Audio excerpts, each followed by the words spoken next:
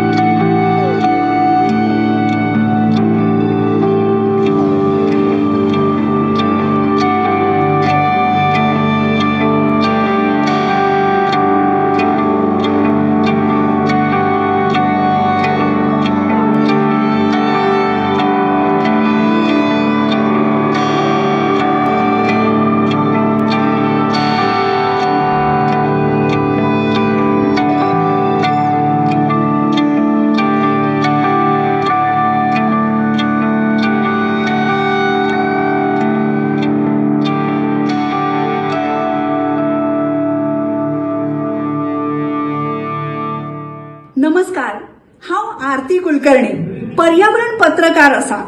सगळ्या गोंयकारांक म्हजो माये मोगाचो येवकार. Happy new year.